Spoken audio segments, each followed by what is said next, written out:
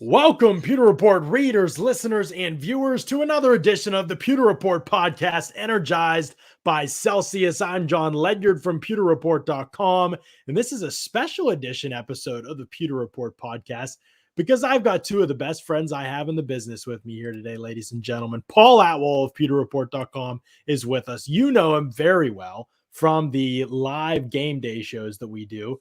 But he's not alone today. We're going to talk scheme, of course, with Paul Under. So to do that, we had to bring in, it was a necessity that we bring in the one and only Mark Schofield of NFL Wire as well to break things down with us. Mark, obviously, good friend of the show, has been on with us many times. And we're going to talk about, gentlemen, how this Bucs offense adjusts for the playoffs without Chris Godwin and without Antonio Brown. What has to change in this Bruce Arians system? Mark, since you are truly the guest here and Paul is used to being on the show, how are you, my friend? And thank you for joining us. I'm excited to be here, guys. This is going to be a fun show. Really excited about it. Huge fan of what you guys do over here. Huge fan of both of you guys. Excited to get into the weeds. I got my notes. I got my playbooks. I got stuff tabbed right here. I mean, we're ready to go, kids. Like, let's get into it. I'm excited. That's great stuff. And Paul, this is one that you've been itching to do this pod and to talk about this stuff because you've been passionate about kind of what some of the answers should look like for this Bucs offense as they kind of come out of this idea of having these three elite receivers. And now it's one, and it just is. And Cyril Grayson's hurt. And so they're searching for answers. And you've been pretty passionate about the way that they should find those answers within the context of their offense. Yeah, and I've gone back and forth a lot, and I feel a little underprepared because all I have is a crappy Google Doc open. I don't have tabs, but I wrote about it when Godwin first went down and how they might adapt with AB still in the lineup, and now it's changed again since then. And I'm excited to fully get into it. Absolutely. It's going to be good stuff. We're very excited about it. Before we dive into the weeds, though, we got to let the people know about our friends over at Celsius. Celsius powers active lives every day with essential functional energy, and they are the title sponsor of the Pewter Report podcast, the proud title sponsor of the Pewter Report podcast, I might add. And I'm rocking the peach vibe today, but really any of these flavors, folks, they're awesome. They taste great. There's no sugar. It accelerates your metabolism. It burns your body fat. It's a great energy drink that gives you the boost without the letdown. Mark knows he drinks them. He's a fan. A bunch of us in the group chat that I'm in, we're all Celsius drinkers. And we've all talked about how great the different variety of flavors have been. And you can see them some on the screen there. Sparkling wild berry, strawberry guava, Fuji apple pear, tropical vibe. There's so many good flavors. Check them out today. You can actually go to pewterreport.com and click on the banner ads there at pewterreport.com. Or you can check out Amazon and do the subscribe and save option and get Celsius coming to you on the regular. The other great thing about Celsius is that they've also got these fast protein bars that are, I'm just going to be honest, they're the best protein bars that I've ever had. And they come in two different flavors. You can click the link below if you would like to place an order for these. Right now, they're 20% off on Amazon. You can use that promo code 20FASTSTART. That's it. 20FASTSTART is the promo code. White chocolate cookies and cream and the caramel peanut crunch, both outstanding. Get the variety pack. Honestly, I think you can do that still, and you can get a couple of both of them.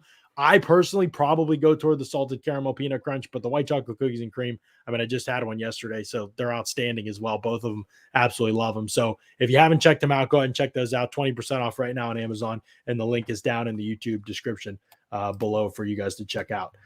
Okay, let's start with this first. Mark, when you first saw Chris Godwin go down and then Antonio Brown, when the whole saga there ended and you knew he wasn't going to be a Buc anymore, what were your first thoughts about this Bucs offense? You know Tom Brady, by the way, just let me set the stage for people who haven't maybe seen Mark on the show before.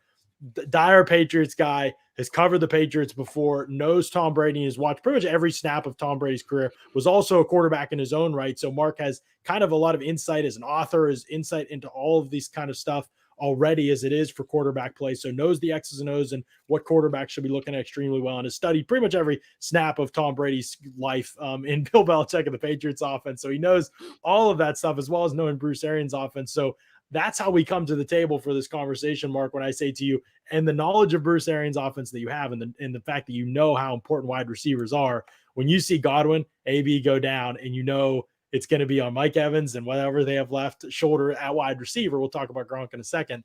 What were your first initial thoughts to kind of how they would face this? What's that Shannon Sharp meme? It's no problem. Ain't no problem. Ain't no problem. I mean, we're talking about a quarterback that got to an AFC championship game throwing the football to Bethel Johnson. I mean, like, he's going to be okay. There was a long time saying in the New England area, Tom Brady's favorite receiver is the open receiver. It doesn't matter who it is. Doesn't matter what position they're playing. You know, it doesn't matter what the coverage is. Like, he's going to find the open receiver. And so, you know, just generally speaking, this isn't something to really be concerned about. Is it, you know, unfortunate to lose a guy like Godwin, his talent? Absolutely. I mean, you have a great receiver like that, a guy that can win one-on-ones, a guy that can give you yardage after the catch, a guy that can win at the line of scrimmage, can win off the break, can win deep over the top. Yeah, you lose that kind of player, it's tough. And Antonio Brown, say whatever you want about him, from the off the field stuff, the character stuff, the way it ended in Tampa Bay. Him and Brady seem to have this relationship. I mean, when the Patriots signed him 2 years ago, got him on the field the first time, Brady was like, I am throwing to this dude as many times as I can. He had what? Touchdown, 2 touchdowns in that debut against Miami, and then it ended the way it did in New England. Yeah, you lost 2 good wide receivers. But Brady's, one of his superpowers is his ability to find your weakness and coming at it from a different sort of perspective, you know, trying to think about how you defeat Tom Brady. Yes, the gut pressure with 4 and the interior pressure and stuff like that. You have to do the unexpected against him. You have to do things that he's not expecting, like the Chauncey Gardner-Johnson interception where he peels off. That's kind of not expected. Like, that's why you intercept Tom Brady. I remember a pick he threw in a dagger concept where, you know, the underneath safety was carrying the vertical and at the last second peeled off and jumped the dig. That was like 10 years ago against the Dolphins. You're not expecting that. You have to do the unexpected to beat him. Brady's superpower is beating you with the open receiver, regardless of who it is. And so generally speaking, it's not cause for concern. Now, looking at this offense over the past couple of weeks, there's certainly things that they can do. There's things we can talk about schematically to get Evans into some good situations, to get Gronk really involved over the middle of the field, which is what I think they're going to lean on. But generally, look, as a man that, like you said, right there, that little helmet has a Tom Brady signature on it. Let me tell you guys, don't worry too much, okay? You're going to be okay with 12. That's right. That's good insight there. By the way, I think it's a sign of the disease that you just like randomly pulled up a Dolphins game 10 years ago. Yeah. That, John, that was great. was seared into my brain. I literally remember the pick, Mark, so I'm just as sick as you. Yeah, but it was like, because I remember seeing him like, there's no way you're expecting. Wasn't it that McCain? Yeah, it was McCain. Yeah. I was going to say, I remember this pick. It's up the left side. It's a dagger concept. He's running the seam. You get the dig, and he sees his back. He sees his 23, and he's like, there's no way he's going to peel off this and jump the dig. And he did it. And that's what you have to do to get Brady. You have to do something that's and John, you and I talked when they played Washington, right? And he had that seam route up the left side, and the safety just bailed on it, and Brady didn't expect him to bail on it. Right. It was wide open, but they did the unexpected. Yeah. And so, like, that's what you have to do to beat Brady. When you have to do things like that to beat a quarterback, the guy you're talking about is pretty darn good. Right. Paul, were you a little more concerned when you saw Godwin AV out of the picture? I'm hyped to hear this optimism because I naturally lean on the pessimistic side anyway. But specifically with Godwin, because he plays that marquee position in Arians' offense, right? That power slot, that FZ hybrid. They ask so much of him, right? Those strong side choice routes. That's kind of like a unique element to Arians' offense. All the blocking in the run game. And specifically, the reason that I'm concerned with his loss is because I expected the Arians to use Tyler Johnson as like a pure plug and play. And that's kind of what's happened. And as opposed to trying to get a little more creative with their solution. And I think that drop off with Tyler Johnson specifically is so big that kind of worries me a little bit. Whereas I think they could make up some ground if they were willing to change their offense a little bit and then get Perriman or guys like that on the inside who just have a little bit more athleticism. Whereas when you're just trying to say, hey, we're going to run the same offense we always have, and we're just going to pretend Tyler Johnson is Chris Godwin, I think maybe you run into some issues there. Right. And it's a good point because I do think that Brashad Perriman's barely, like, he's played like, I don't know, like 7 snaps maybe inside or something like that in the last couple of games. So he's barely, they're not using him in that role at all. They don't see him in that role whatsoever. Daryl Grayson was the hope, basically. Right. Grayson was the hope, and now he's down, obviously injured. Mark, because I want to get to what Paul's saying for sure, but I want to touch on this because a lot of people are, the common refrain is some of the things you're saying. Brady is thrown to way worse and won Super Bowls, and so it's going to be fine. I agree with that part of it. Like, I don't think Brady needs elite talents, but here's my question to you. within this scheme, is it a bigger deal to be down some key wide receivers than it would be within, I know the Patriots ran like a million different schemes, but like then in a lot of the schemes Brady played in New England, where if you lost a receiver, a little bit easier to plug in another guy into that scheme and still get people open, where Bruce Arians' system has pretty heavily relied on wide receiver talent to be able to get open, not only just athletic and physical talent, but also mental, because of all the option routes that there are and the ways that receivers have to adjust routes to read defenses. Now, all of a sudden, the experience level drops out of wide receivers. So some of those elements become a concern in Bruce Arians' offense too, right? Yeah, I mean, I think that's the concern, John. And it's an overlapping concern between these two systems because both New England's offense and the Arians offense, like you've got some routes where it's like you've got 4 different things you could be doing, 5 different things you could be doing based on the coverage, whether it's middle field, open, close, Tampa 2, rotations, things like that. And Brady's going to read that all right. And that's the thing when you talk about how to confuse how to confuse a quarterback, spun safety looks and, safety rotations at the snap. You're not going to confuse Tom Brady, chances are. I mean, he's done everything. I mean, yeah, you do the unexpected, you might bait him, but you might confuse a Tyler Johnson. Like you might get Johnson and Brady on different pages, and that's where you get some sort of interceptions. That's where you get some sort of, he's expecting him to run a post. He stays up the seam. He throws the post route to the middle of the field, and there's nobody there but a defender. And so that's sort of the concern with the, lack of experience factor, with guys playing with Brady and not playing as much with Brady. And I think that's why there's going to be a move to perhaps lean on Evans, lean on Gronkowski, guys that there's some level of experience with. And Paul's point about sort of the F is a very good one. I mean, you've got option routes, you've got routes that get adjusted. And if you're going to ask Johnson to do that, him and Brady to be on the same page, that's a little bit tougher. Would it surprise me to see Evans slide into, not all the time, but some certain play concepts where the F maybe isn't, in a wing, but it's more of a slot, but it's still that F role, and he's got a route that could convert 3 different ways. Maybe they use Evans in those sort of certain circumstances because of the similarity between the two, because of Evans' experience reading that stuff out versus a guy that's a little bit younger. It does feel like from the last couple of weeks, I can't say this with total confidence, but it feels like Tyler Johnson has had a few more locked routes than maybe Godwin would. Like the strong side choice stuff doesn't seem it's not always easy to tell if it's actually a choice route, but like it doesn't seem like they've been using those as much. And then with the Evans thing, I'm a little worried about that because think about when they have experimented him in the slot, right? He, especially on that option stuff, he just looks so uncomfortable, especially when he's the hot, you think about last year, like all the issues against KC. And then here's the other element to it. A big part of how they were able to get Evans in the slot when AB was healthy was putting AB at that X. And so when they go 3-by-1, AB can be that isolated receiver that Evans usually is, and that frees Evans up to move around. Now they don't have another guy who's just like a mismatch one-on-one. Evans is the only like actual isolated mismatch. So I feel like that maybe even might lock him more to the outside, if anything. But I am curious how they tackle that. Yeah, I mean, you might see a scenario where, you either put somebody outside of them and you just hope that you can get the mismatch you want. You might see some stacked slots or even some condensed alignments when he's the single to try to at least give him the threat of that two-way go. Whereas, if he's just locked out to the bottom of the numbers or the top of the numbers, the corner's got that boundary to play with a little bit. He's got a little bit of help there from the sideline. If you've got him in a condensed alignment, if you've got him in sort of a stacked slot, you've got that threat of the two-way go. I mean, I think, that slot fade that they threw to him in the Jets game where he's basically at the 2 and I think it was Grayson who's outside of him. And it doesn't really matter who's outside. It's just that alignment and that threat of the two-way go gives you the opportunity where he could stress the leverage, break away from it. If the corner sort of plays it with outside leverage, he can sort of stay more vertical on it. If he's inside, he can wind it more to the outside. That's something that you might have to sort of do with him to give him some easier releases, some easier opportunities with that threat of the two-way go. That's such a good point because like they do use that alignment already where so they'll come out and empty 3-by-2. Evans is the number 2 technically on the backside, and then they'll motion the running back who's the number 1. He'll motion back into the backfield. So now Evans is the number 1, but he's in that number 2 alignment that you're talking about. So he has like a two-way go.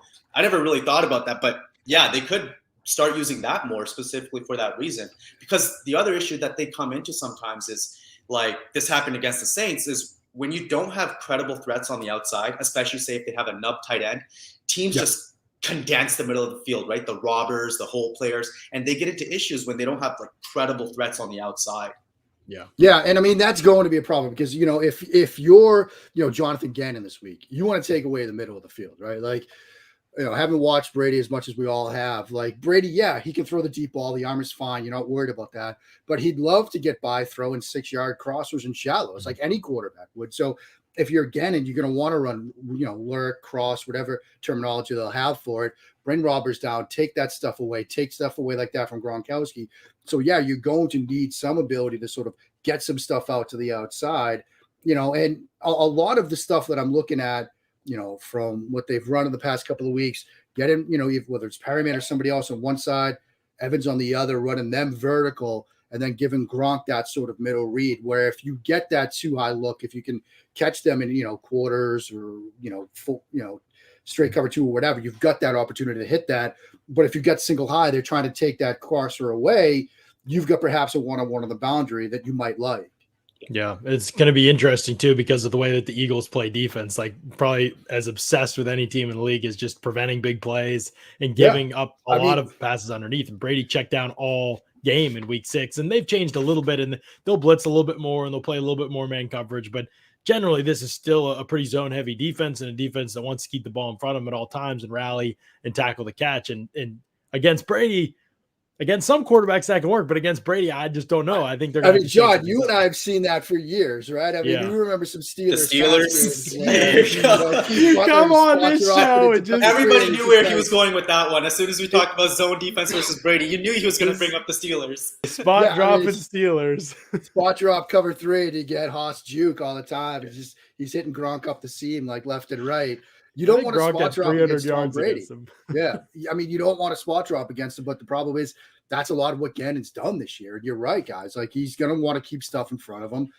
The problem with, in rewatching that game from, October, even when they got pressure with 4 and there was a play where they had one cross, one lurk, they brought the safety down to take away the crosser from AB. They got pressure with 4, moved Brady off the spot. He still hit the crosser. Like he bought a little bit of time, and that was late. It was a 3rd down play near midfield. AB. Yeah, that one to AB, Paul. Yeah. And it's like Gannon got everything he wanted. Like he got the pressure with 4, he got the robber coming down to take away the route he wanted to throw. Brady still beat him. I mean, that's how ridiculously good this guy is. Like you can get what you want against him, he'll still hit it. Now, my concern is this, though, and this isn't really a concern against the Eagles because they are so zone heavy, but when they come across a team who has a corner that's good enough to single up Evans or maybe even double him and then man across the board and one-on-one everyone else, right? If you come across a team that's willing to play man, that's where I think they might come into trouble because, again, against the Eagles where it's going to be a ton of zone realistically, you're kind of the defense is kind of challenging Brady to find the soft spots, and which he can do. Whereas if you're manning across the board, you're putting the onus on the receivers to win, which that's where maybe they run into issues. Yeah, I mean, that's going to be a concern. I mean, obviously, thinking about who they might play in the next round, like if you get sort of a Dallas situation, right, where, Dallas has played a lot of man coverage this year. Obviously, Trayvon Diggs has had a very good year, but at the same time, he's a corner that can give up some big plays. You can bait him on stuff. Deontay Lee wrote a great piece about, why the hype over Trayvon Diggs maybe is a little bit too much because he's given up some big plays. He's given up some huge first downs. He's very susceptible to double moves. And so, yeah, there might be some plays where Brady throws a mistake, maybe throws a pass that could be intercepted, but you could also get some big plays against a defense like that. But you're generally right. Like man coverage, it's going to be a bit tougher against a team like this, the Eagles that have played so much zone coverage. They should be in pretty good shape, even down the 2 receivers that we've been talking about. Does Gannon really adjust? Do they come out and play a ton of man coverage and just really sort of do the unexpected? Maybe, but that's a tough ask. I mean, to try to get ready to shift from such a zone heavy system this year to plant a ton of man on a 1 week to go kind of situation, that's a tough ask for a defense. Right. It is going to be definitely a big change if they go that way. They have started to lean into it a little more. I was talking to Fran Duffy. I know you all know him, and I was talking to him this week, and he was like, yeah, it's definitely been an increase in that a little bit. And I think I mentioned yesterday on the show, Eagles are 31st in blitz rate this season and sending more than 4 rushers. They just don't do it like at all basically this season, which normally that's like actually a good, like you kind of like philosophically are in a better place against Brady if you don't rely on the blitz and have to look like the Dolphins did in week 5 or whatever. I think that's might be a positive for the Eagles, but if they can't get pressure with 4, it won't matter. And by the way, just to mention, Josh Sweat didn't practice again this week, so we'll see today. So we'll see what his status looks like on Friday. One of the Eagles' top edge rushers, top sack guys there. Want to get to the super chat. The Luke group says, really enjoyed your show. Haven't missed a show for 2 seasons. Thank you. Shout out to Aiden, my son, a new Bucs fan. Go Bucs. That's awesome. Congrats. It sounds like new. I think we're starting new here. So like, I'm guessing like newborn here. So a new Bucs fan is indeed welcome. For sure on the Pew Report podcast, and we appreciate the $7 super chat as well here. I know people probably do have some questions at times, so let me know if you want to drop a super chat and ask a question. I will tee it up for Mark and Paul to be on the show. But this is great thoughts about Evans. I'll throw this out there: 70 wide snaps for Evans over the last 2 games where he's been out wide, and then 29 snaps in the slot. But as you guys mentioned, there are other wrinkles to this, right? There are reduced splits and ways to get him 2-way goes and to get him in more ideal matchups and situations, even without just, am I going to play him in the slot or am I going to play him out wide every rep? It's a lot more complex than that. There are definitely other ways to do this. And Arians is a stack release king, for a long time. He's figured out how to use that part of the offense to their advantage at other times. So there are more answers that they can find here. It isn't quite as simple as just, Evans is going to be out there hanging out by himself and they're going to be able to, every time he goes deep, there's safety sitting there, and there's going to be other ways that the Bucs can do this too if they lean into it. Evans, by the way, offered this up. Normally players don't, but he offered up this week during his media availability. He said, "Yeah, I love the game plan this week. I'm moving around a lot," and so he already said that he is moving around a lot. So I don't know if it means a ton of slot snaps like the Bills game but he had 33 slot snaps or something like that. I don't know if it means that. But I think some of the things you guys suggested maybe are going to come to fruition in this game. So that's exciting. Let's move to Gronkowski here, because in my mind, although Evans is an important piece, I see Evans more as still a receiver that when you talk about what he does best, there's obvious strengths there. And then when you talk about get to some of the other traits and things that Godwin and AB do well, like run after catch and some of the quick separation stuff and that kind of aspects of playing receiver, those really aren't as much of Evans' strengths. Although he looked pretty good after the catch the other day, made a couple nice plays. So maybe I'm gonna end up eating my words, and that'll be a really cool revelation for Evans. But those elements might not be there with Evans. So how do you get some of those elements? How do you get some more of the middle of the field presence that you had with the Chris Godwin? One of the keys could be Rob Gronkowski in this game, right? Like he's a guy, Mark, that you watched obviously his whole career in New England. You saw the Patriots use him tons. They flexed him out a ton. They put him out wide. They put him in the slot, move him all around the formation. The Bucs last year didn't do that at all. He played in line almost all the time. I think he had 80 total snaps in the slot playing basically every game all year long. This year, even though he's played way less games and way less snaps overall as a result because of the injuries, he's actually got I think 60, 70 more snaps in the slot and then a big increase out wide than he had all of last year. So it's not as much as his New England days, but for a Bruce Arians offense to take a tight end and move him around like this and not play him in line all the time, and Gronk has also barely been in pass protection this season, that's just a totally different thing. So first, Mark, if you could just talk about what you've seen in terms of the evolution of the way that they've used Gronkowski this season and maybe drawing from the Patriots some of that way. And then what do you see is he an answer to some of the problems presented by not having Godwin and AB moving forward? I mean, I think he certainly is. I think part of the evolution of his usage over the past couple of years is a reflection that you don't need him to help as much in pass protection as you might have thought you needed last year when you've got a rookie right tackle. And Gronk is an extremely good blocker. When he goes into the Hall of Fame, will be for the touchdowns and what he did as a receiver. But people should also appreciate what he does as a blocker, both in pass protection and in the ground game. It's an incredible part of what he offers. But last year, you got a rookie right tackle. He's going to stand up in protection. We got to protect Tom Brady. That's job one. So yeah, you'll leave him in. You'll have him really chip and release and really focus on the chip so much. And then, if you can get into the pattern late, fine. But you want to make sure you've got that edge showed up. Now, as we've gone along and we've seen, look, he can handle it. That right tackle can handle things just fine. You don't have to worry about him. You can leave him one-on-one with some of the best pass rushers in the league, and he's going to be okay. You can move him around a bit more. And so I think that's been part of the evolution. We don't need to keep him in protection. We've got protection showed up. We can go 5-man protection schemes if we have to. We're going to be okay. Unless they go, engage 8 to use a Madden term, we're going to be all right. So now you can move Gronkowski a little bit more. And then I think, look, attacking the middle of the field, he's a very good option to do that. are maybe some linebackers that can run with him, but he's probably get size on them. Maybe there's some guys that can match him up from a size standpoint, but he's still good enough at this stage of his career where he can run past most of those guys.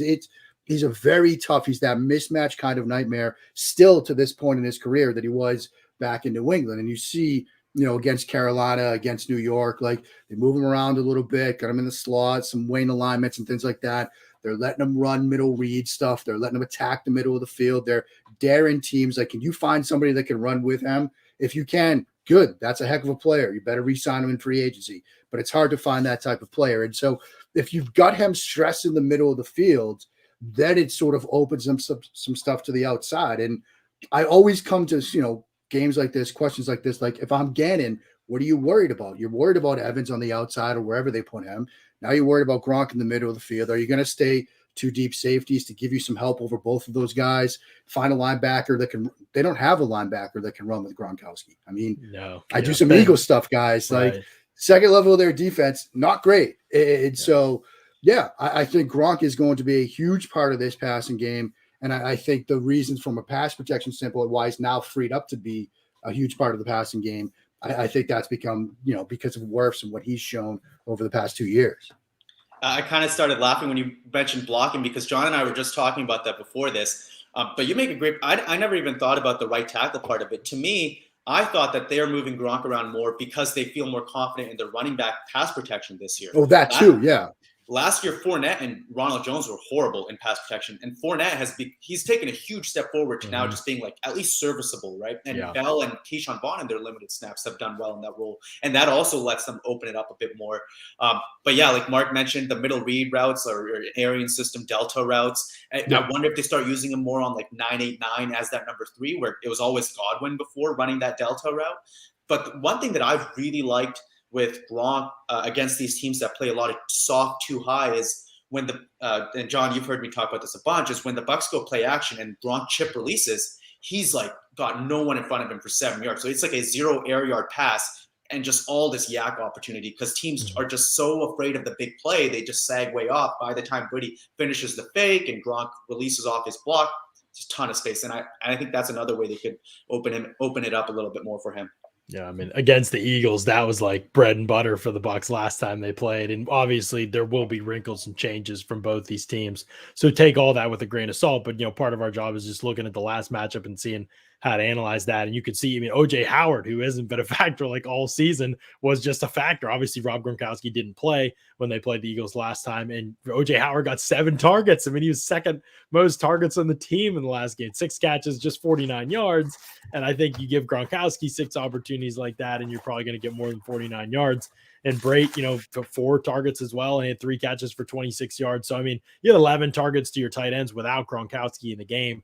A significant number for sure, in a game that this honestly wasn't a big Chris Godwin game in a lot of ways. Like those guys were who they relied on. And so I think you're right about Gronkowski. Like he's got to be playing. He's playing his best football. And it really looks like he is coming out of the regular season. He's been unbelievable. I think part of it too is all the reasons you guys mentioned. I think straight up part of it is just like they realized this year, like this guy's still a boss. Like, I don't know if they realized that last year. I mean, even if you listen to Arians talk at the beginning of the year, he was like, yeah, I don't know. I mean, he's still getting his legs underneath him. Like, I don't know what he can run anymore. And then I think even by the end of the year, they were like, all right, this guy can still like play. But then this year, getting used to the Florida heat, they've talked about his body. Like you could see in camp, like he didn't actually even do that much in camp whenever they'd play, like in scrimmage and do all that kind of stuff in camp. He hardly made big impacts, but he just looked amazing in terms of how he moved, his weight, his body, like everything just looked great. And so it really hasn't been that surprising to me to see him light it up. But I think that's a big part of it, them realizing we can lean into this dude. And you can see it with how he's playing. Like he's confident, and I think he's fresh at the end of the year. Maybe some of it's the time he missed and wasn't out there getting hit, but he seems like really fresh right now and really confident right now, which is a big help for them as well. Let's discuss the running back situation here for the Bucs, because Leonard Fournette coming back, perhaps Giovanni Bernard coming back as well. And the way the Eagles play, last time Fournette, 6 targets, 6 catches, 46 yards. Ronald Jones had a target and a catch. Bernard, 2 targets, 2 catches. So Brady went 9 for 9 targeting running backs last time in this game. That's kind of been a theme with the Eagles, right, Mark? Like they leave those spaces open. They want you to go to those spaces. They want it to die by 1,000 cuts if they're going to die. And Brady's more than content to put the ball in these guys' hands and let them make plays, right? Yeah, and that's the risk that comes with playing that kind of defensive style. Is that the idea, the philosophy is, well, we're going to force them to make 10 play drives, 14 play drives. We'll keep everything in front of us. Maybe the quarterback will get impatient, get risky, make a mistake, force something into coverage, and we get a turnover. Tom Brady loves doing that. Like Tom Brady loves nothing more than like a 14 play drive, or he connects on 13 of 13 and checks it down every single time. Like he's more than happy to do that. Again, his favorite receiver is the open one. And again, going up against this Eagles defense, where they do have some questions at the second level of their defense. Like there are people that think, myself included, they got to draft a linebacker with one of their 3 first-round picks. Linebacker has been a problem for them. Yeah, we've been saying that for years. For a long time. I mean, our good friend Michael Kist has some deleted tweets, but they've been worried about linebacker for a while. So yeah, if you're going to get situations where they stay 2 deep, they stay 3 deep, they're trying to keep everything in front of them, and they're giving you Fournette in the flat, Jones in the flat, he'll take it. He's fine doing that, because he believes that, look, you'll get 1st and 10 becomes 2nd and 4. And the playbook is wide open to you. You can do whatever you want. 2nd and 4 becomes 1st and 10 again. And you've only thrown the ball a combined 3 air yards, but you've gotten yourself a fresh set of downs. And so if the Eagles want to do that, Tom Brady is more than happy to play along. Yeah, in the passing game again in this matchup, for all those reasons, I actually feel pretty good, even with the receivers that are out. But my concern is in these type of games when teams do like to play light boxes, lots of too high, the Bucs tend to fall in love with first down runs. They ran the ball really well in the Eagles game the first time around, but we know that running success is a lot less sustainable than passing success. And the Bucs, against any type of coverage, they're at their best when they're throwing it around, even on early downs. And especially when you're trying to put together those methodical drives, it becomes even more important that you don't have any negative plays, no 0-yard or fewer 0-yard plays, 1-yard plays that you often get with runs. So I think as long as they can stay away from not falling in love with the run on first down, they're going to be pretty good on offense, honestly. Yeah, I think that you're right that there's a lot more in this matchup, unless the Eagles change something up and the Bucs aren't ready for whatever reason, and the Eagles can pull it off too, without having a lot of talented players in their defense, especially in the back 7, if they can pull it off, okay, then more power to them. But yeah, I mean, the Eagles really rely on that front 4 to be able to win. And last time the Bucs pretty much neutralized. I mean, there were a couple reps here and there, but it was pretty dominant by the Bucs offensive line, especially Ali Marpet handling Hargrave and those guys double teaming Cox as much as they did. And I think they were able to get away with some things. So that's a huge part of it, obviously schematically in this one. But as you look forward, even like past this game, that's where I'm like, okay, all right. Like, you guys even mentioned some of the man coverage stuff. I'm like, okay, what's out there for them? Saints aren't out there in this playoff field. Like, we'll see who moves up forward and who doesn't. Green Bay's getting Jair Alexander back. They've been a team that, is Jair going to match up with Mike? Okay, is there a challenge there? Dallas, Trevon Diggs matched up with Evans last time, but I mean, obviously they had Godwin and AB, and those guys went off last time against the Cowboys. So maybe that is a tough matchup this time around without those guys. If Cowboys want to play more man coverage, and they've been playing more man coverage this season than Dan Quinn's maybe played in the past. And so, yeah, there could be other potential hurdles down the road for sure. For these two teams, or for the Bucs, especially if they win this round and Cowboys win and they're facing off there in the next round of the playoffs, that it gets a little bit interesting in that matchup potentially. But for this Eagles one, yeah, unless the Eagles change things up a lot, I agree. And we'll see if Slay follows Evans around. That could be part of this whole analysis as well if that ends up happening. But even if that is the case, I still like Evans. I still think that's a matchup he can win. As good as Slay is, I think that's a matchup that Evans can win regardless in this one. I do want to mention that there is an opportunity out there for people if they're listening to this show and they're getting excited. Oh, Evans, that stat line. I'm buying on that stat line. You can do it over at Underdog Fantasy right now with the promo code PEWTER, PEWTER. You can double your first deposit up to $100 right now.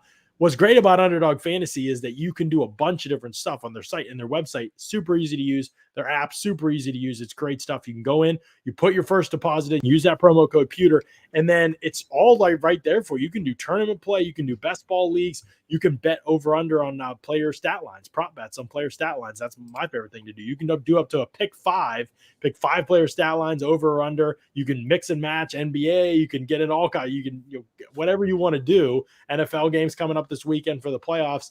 And if you hit 5 of those, for example, you can win 20 times the amount of money that you put down on the bet. So it's a really good deal with Underdog Fantasy. Plus, this is a big deal for me. The interface, so easy to use for Underdog Fantasy. I love it. It's clean. It's a great aesthetic. It really is. And so make sure you check out Underdog Fantasy, download their app as well, and use that promo code Pewter, PEWTER, to sign up and take advantage of that offer there. All right, let's look at things a little bit from the other wide receivers on this offense. The reality is that as much as we talk about Evans and Gronk, when you come down to it, whether it's in the Eagles game or in another game this year, other people are going to have to step up and make plays. And it might not have to be 10 catches in a game, but they're going to have to step up and make plays. Right now, it seems like with Cyril Grayson out of the lineup, so let's forego Cyril at this point in time, RIP for now at least with Cyril. But if he's out, and leaves literally Brashad Perryman, who was cast off by multiple teams before he landed back in Tampa Bay, and actually has stepped up. He's made a couple of big catches. Last 3 games he's played in. Bills game, caught the overtime winner, caught a big 30-yarder while AB was throwing a tantrum, and then this past week caught the amazing back shoulder one on the sideline. So he has stepped up, to be honest, and he's probably going to have to be the number 2 guy right now, and Tyler Johnson the number 3 guy, and they'll probably play pretty similar amount of snaps you guess moving forward. Let's start with you, Paul, because I know you've watched a lot more of these guys, maybe even than Mark has, unless Mark's really been putting himself through it. And I wouldn't underestimate him.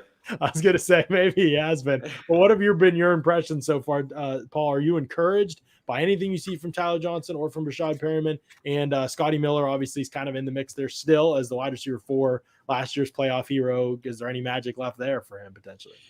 Yeah, so we haven't seen a ton of Perriman and Miller, even with the big highlight moments for Perriman. So it's kind of hard to get a great feel on it. I haven't seen the tape from his first stint with the Bucs, so maybe there's something to be gleaned from there.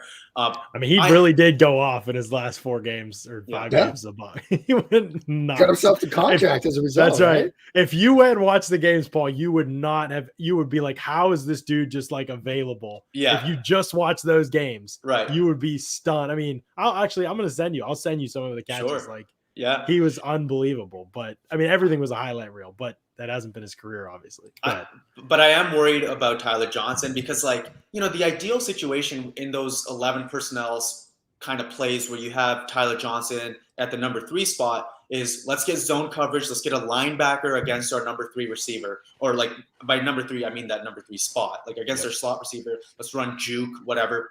And Tyler Johnson's had a couple of those opportunities against the Jets. A couple come to mind. And honestly, he's not really getting by the linebackers. He's not creating nearly as much separation as a Godwin would in that situation, or back in New England, Edelman, Amendola. Those guys torched those guys anytime they had juke routes against linebackers in zone. And just for an offense that relies on it so much, that does kind of worry me a little bit. But so I think they're going to kind of play the same offense, and Perriman's going to have to step up big on the outside because I don't see him taking over in the middle. Yeah, that's going to be the key. Where is he going to make his impact and how often? Is it going to be 1-2 plays a game, or is it going to be able to be at any type of higher volume? Mark, what have you seen from those guys? You've watched them before in their career, I know, and so you have a good idea with their skill sets. You've watched Tyler Johnson coming out, I know, the draft. And, what have you seen from those guys? Anything? Yeah, I think there's a way to get sort of Perriman involved. On the boundaries, even some stuff just working. He had, one of his catches were on the what do they call it? I forget the name of the, but it's the diagonal and the in. He's running the diagonal across the field, and right. If he's got still straight line speed, and so there are opportunities to work him sort of on the vertical tree. The back shoulder play was fantastic. But what's interesting, to Paul's point on the back shoulder play, you've got Johnson on the backside running an in on the double in concept against zone coverage. He can't get really on top and over the linebacker. And it's not like it was Shaq Thompson. It was Carter, one of their other linebackers. And Johnson's sort of struggling to get open against that. And, with zone coverage, that's kind of a look that you like. Brady ends up going to the back shoulder, and Perriman makes a great play. And so there's where Perriman can offer you some of the stuff on the vertical route tree, diagonals, verts, things like that, the back shoulder ball. But then it also brings up the sort of complementary concern to Paul's point from earlier, which is, can Johnson really give you that wide receiver 3 stuff, or that 3 alignment where you're trying to get him matched up on a linebacker, you just need to get on top of him, and he sort of struggles to do it. Makes me wonder, do we see more 12 personnel? Do they just say, look, we're going to get OJ Howard involved a little bit more. We're going to go with Evans and Perryman and try to get Gronk and Howard with some favorable matchups. Maybe try to get them into some more base defensive looks so we can get those guys matched up against linebackers, because the concerns about Johnson are real, and Paul's exactly right. Well, here's the interesting thing. When in that first Carolina game, it was no Evans, no Godwin, just AB. They played a ton of multiple tight end sets. They played less 11 personnel than they ever did under Arians, going back to 2019 even. And the way they did it, from at least the way I saw it, was AB moved into that X position, kind of took over the Mike Evans role. Yep. And then I kind of thought 2 weeks later that the Bucs would look very similar, right? Because there's the same opponent, same situation. Now Mike Evans is back into his spot. AB's gone. But it was actually totally different. It was way back, more of a normal Bucs offense, a ton of 11 personnel or 3 wide receiver sets, and kind of just moving, keeping things going. And that's kind of why I think they're going to try to keep it the same. Here's the one case that I can make for trying someone other than Tyler Johnson at the number 3 spot. The big reason they do it is because I'll call him a neutral blocker. He's not a plus blocker the way Godwin is. He's a neutral blocker. Right. But the way they've been running their offense this year, it's been a lot of shotgun, right? A lot of more spread out looks, and they've actually asked less of that number 3 receiver blocking wise. They've just not called those plays nearly as often because they've been trying to spread to run more as opposed to really condensed. So now you don't need as good of a blocker, right? So maybe you can experiment more with someone else. And you saw it a little bit with Cyril Grayson before he went down. We've even seen Scotty Miller a couple of times get reps in the slot.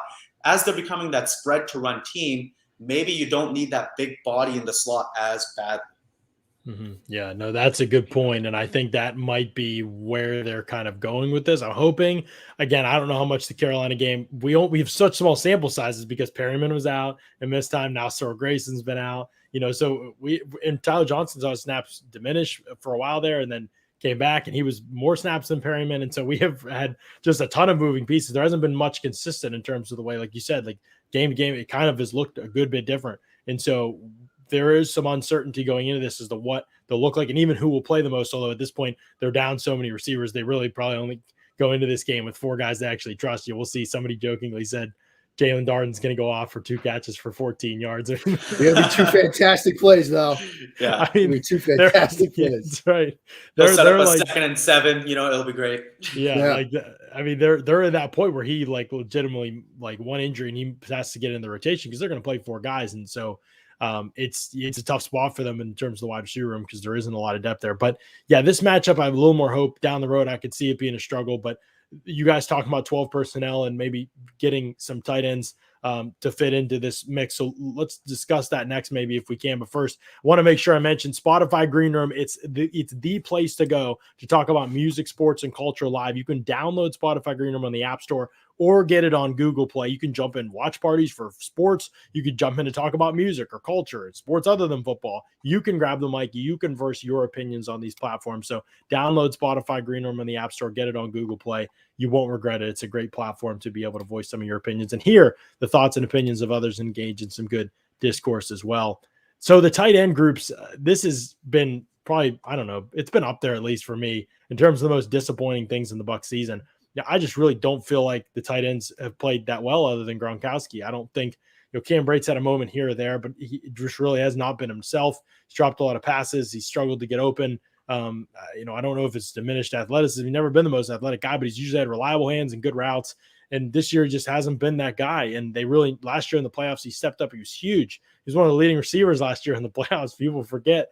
Played really, really well for them. And OJ Howard's been just, he hasn't even played. So last year going into the year, he was like a big deal. He was the talk of camp and everything. And now I don't know if they just don't feel like he's fully recovered from the Achilles or what it is, or if he doesn't trust it, but he just barely plays. He plays like 10 or less snaps a game, and most of them are blocking in obvious run situations. And so is there more of a ceiling for these guys, Paul? Like, can they blossom and give them something? Well, should that be the Bucs strategy? Even ask them to be that way? You and I have talked about this a little bit.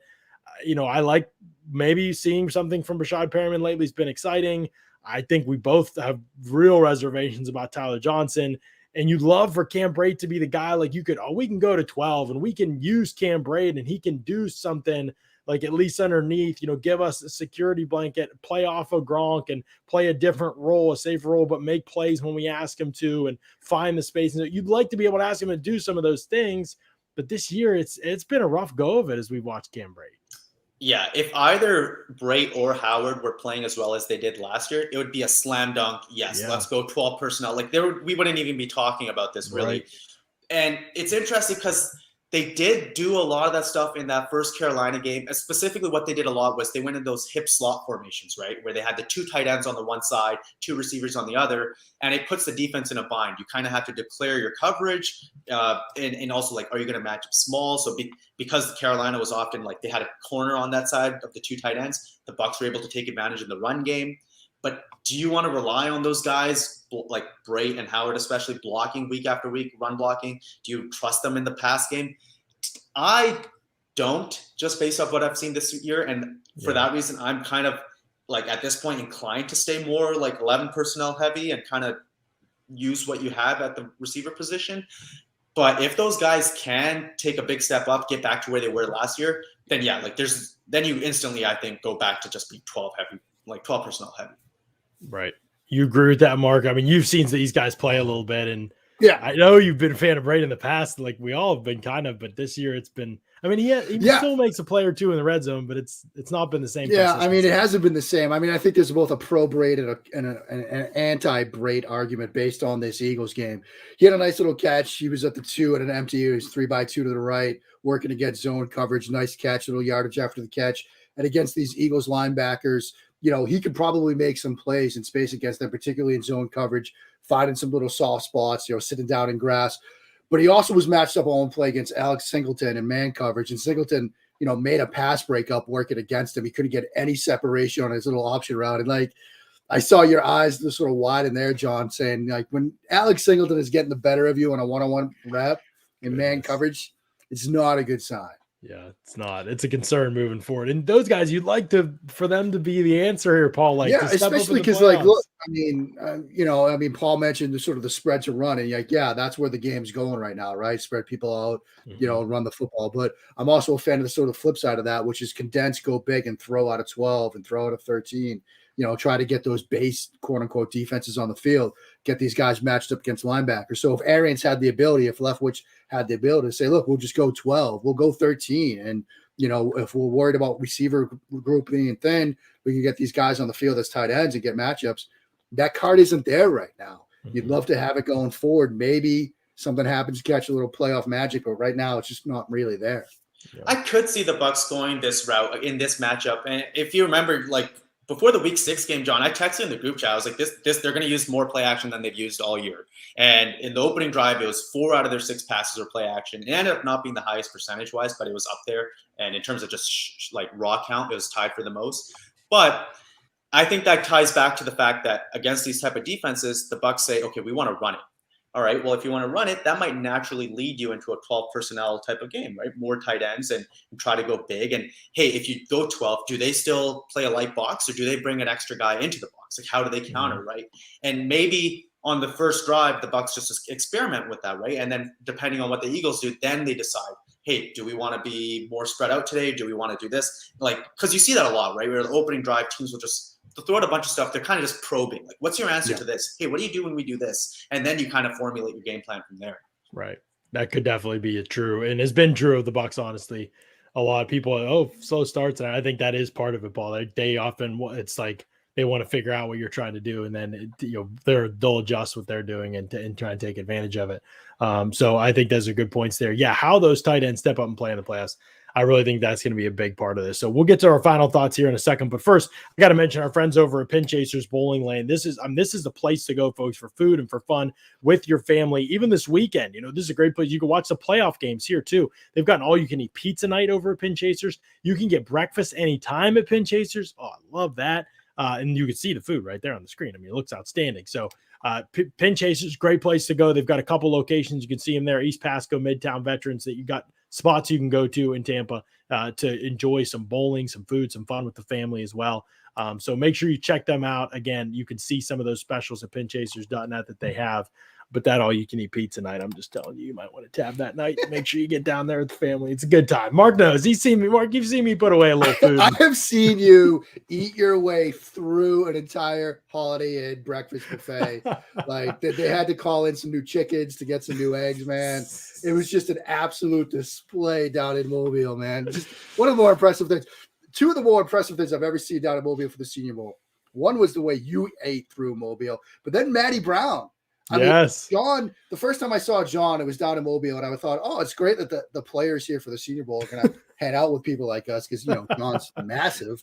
But Matty Brown, this tiny little Englishman, eating his way through Mobile. Like he had one morning we went to breakfast, he had his bananas Foster, then he ate somebody else's, then he had my leftover bacon. I'm like, Matty, where do you put it? Yeah. Like, yeah. Anybody who follows, it's a roll of the dice. You might be scrounging at the end of that. That's right. No, it's true. And it's funny because Maddie's like the size of one of my legs, basically. Yeah. And he's could probably out eat me. So anybody who follows Maddie on Twitter knows scheme genius Matty Brown. And so he's a good one to follow for sure, and definitely a good one to go all you can eat with for sure. All right, let's get to our final thoughts here because Philly, we've talked a little bit about them just in general. I don't want to touch too much on them, but Mark, you've been able to see them. I'm sure you've been able to see Jalen Hurts some. We're flipping the script here and talking a little bit just about in general. But do you think that a lot's changed for them since they started the season, or do you find it more like they've played a miserable second half of the schedule? I mean, they've just played like all the worst teams in the league. I mean, some of them are in their division, Giants twice, Washington twice, and then they didn't play their starters against the Cowboys. And I think they lost one of the Giants games, but generally speaking, they've won most of their second half of the season games, but it's been, they've only beaten one team with a winning record. It was the 9-8 Saints, who third or fourth string quarterback on that game. I can't even remember, obviously it didn't help the Bucs. They still lost those ones, but in general, this team hasn't really beaten anybody. They haven't beaten a playoff team. I think they've played 6 of them. They lost all 6 games.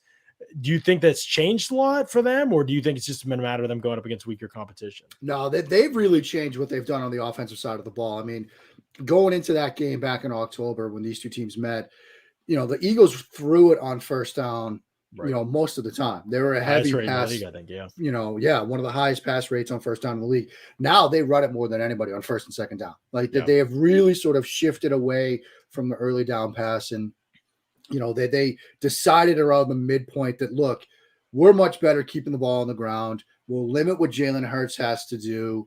We'll rely on him with his legs. And that's how they've sort of turned their season around. They sort of went in with this sort of run-heavy approach on the early downs, try to get themselves into some manageable 2nd and 4s, 3rd and 2s, things like that. From Hurts' perspective, I mean, I do a show on him each week. He's gotten better as the season's gone on, and I think he's done enough. He's shown enough that, they can take their first 3-round picks, their first 3, first-round picks next year and address other positions. They don't have to force a quarterback. They can build around him.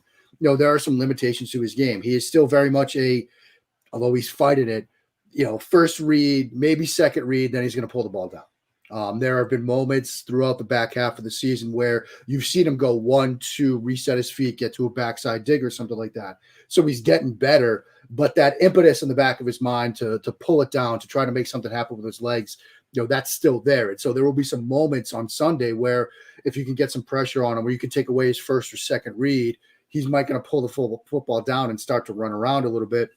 You can get some big sacks on him. I expect him to move him around the pocket a little bit, try to give him some sort of half-field read, some flood concepts. They had 2 really good flood concepts against the Buccaneers defense that were open, one of which he hit on for a big game, one of which I think he kind of missed, but had an opportunity on that sail route. So I'd expect him to move him around a bit, give him some half-field reads, use his legs, some zone read stuff and things like that. They're going to try to run the ball. Even against this, very good run defense, they're going to try to run the football. That's where they've lived the back half of the season. You're right. They haven't played the best schedule. They play, Washington twice. They lost to the Giants once. I mean, you lost to Joe Judge. I mean, not great. It's not great. It's not great. The man's drinking cases of Michelob Light right now and hammering pizza. Speaking of pizza, that's what Joe Judge is doing right now.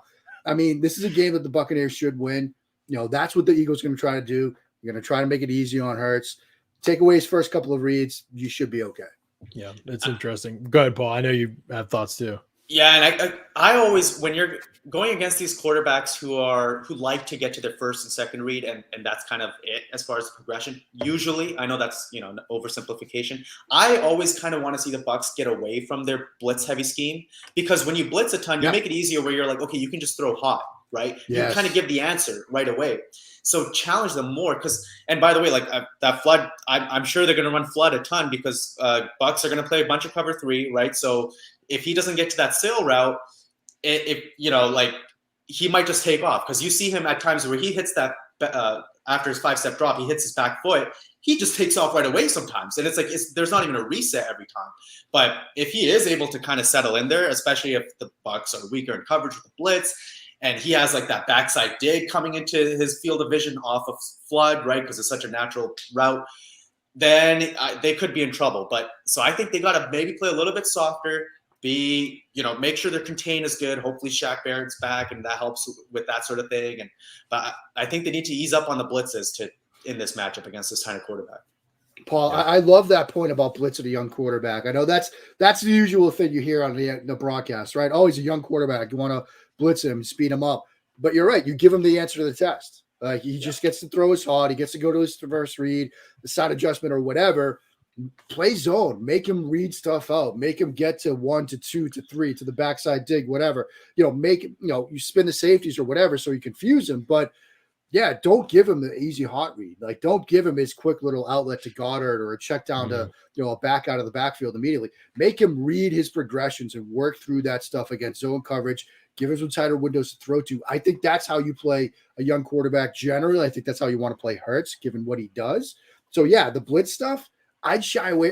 You're exactly right. I'd shy away from that this week. Yeah, but Bowles, he is good at like getting when he wants to into these simulated pressures, right? So he's only sending 4, but there's all these crazy rotations. And in a game where, especially if it's a game where he wants to play single high a ton, he'll start. If he wants to play 2, he'll play invert 2, so he can come out of that same single high look.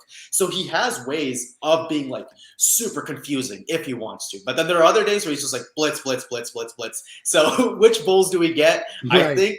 In the playoffs, man, like the way we saw him turn it up last year, I'm going to give him the benefit of the doubt. I could see him coming up with something good today or on Sunday. Yeah, I think you guys bring up great points. I actually wrote about it in Bucs briefing this week. Over blitzing, like one of my biggest concerns with the Bucs at times. Like, yes, there's a time and place for it. They blitz 40. They send more than 4. 41% of the time. That is way more than any other team in the league. They're like well over 300 blitzes on the year. Compare that to Philadelphia. Literally, Philadelphia has more than 200 less blitzes than the Bucs do this season. Like, that is unbelievable. Like that. I mean, obviously, Philly's at the bottom of the league, 31st, and the Bucs are first.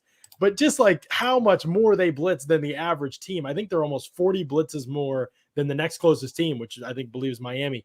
And so they just, I mean, again, I know that's what Bowles is. Like, he's live or die by pressure. If you get pressure and sacks and if you have a quarterback frazzled, I mean, even if it's Aaron Rodgers, like last year, we saw, at least the first time around, the second time around, Rodgers was better, but there were a couple turnovers. But even if it's Aaron Rodgers, like you get the quarterback frazzled for whatever reason in that game, you're toast against Bowles. But if you don't, and you, like you said, if you give him the answers to the test and it's easy, then you can get carved up like that. And so Bowles is kind of like totally live or die. And it's usually underneath stuff. It's not deep stuff against Bulls so much, but you can get carved up. Great efficiency. I think last year the Bucs surrendered the 3rd highest completion percentage in the NFL to opposing quarterbacks. And the other teams in the top 10 were all non-playoff teams, losing record teams. And they were the Bucs Super Bowl champions and like 3rd worst in the league in that area. So I say all that to say, yes, I think completely agree with you. There are times when I like a more blitz heavy approach against certain players, certain quarterbacks. And correct me if I'm wrong. Am I remembering correctly? I meant to look this up before the show yesterday, actually, and I keep forgetting to.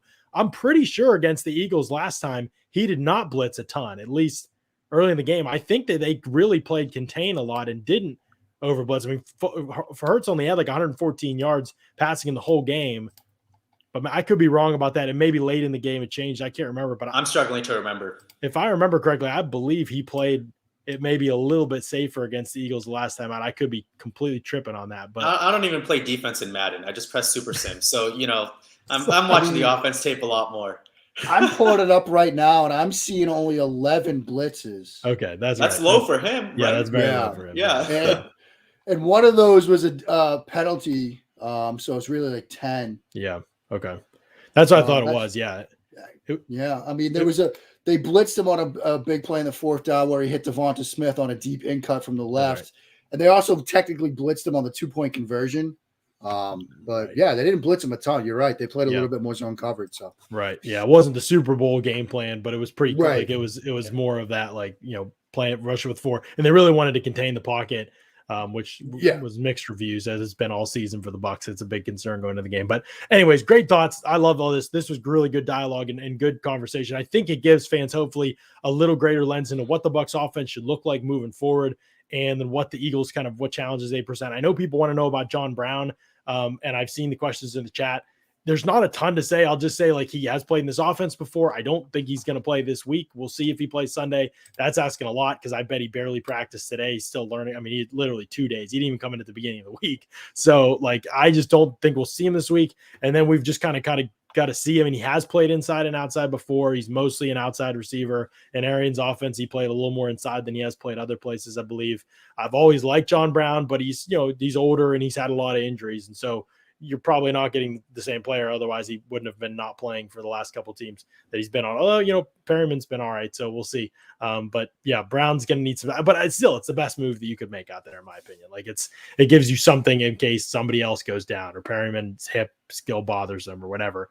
Evans hamstring, you've got to have some options that can actually like play and not be like, what is going on? Like a John Hurst would be if he had to play off the practice squad. Like, I think that's a priority for the Bucs right now. So anyway, awesome stuff. Paul, thank you so much for being on, obviously. And Paul is going to join me actually on Sunday. We're going to have the live in-game stream going just like we normally would. Pre-games at noon. We're going to have 1 p.m. for the game. Paul and I will be with you for the game, pre-game, Matt and I, and then Scott and I. And then Paul and I will be on live for the game for the Bucs playoff game, the first ever live Pewter Report game day live stream during a Bucs playoff game. We didn't do this last year, so we're excited about that. We'll be in here again. Tell all the friends and family, send the links out. If everybody could before they leave, if you could hit the thumbs up button, it helps out our YouTube SEO, gives us a nice boost. We really appreciate that. If you're not, subscribe to the Pewter Report podcast. We are very close to 7,000 subscribers. Y'all helping us out a ton lately. It's been crazy. We've jumped from 6 to 7 in a month or something. Like, it's been absolutely nuts to watch. So y'all have been great about that. Keep jumping it. Let's get to 7 by the playoff game. That would be awesome. We're not that far away. If we could hit 7 by the playoff game, I'll be pumped about it. No question about it.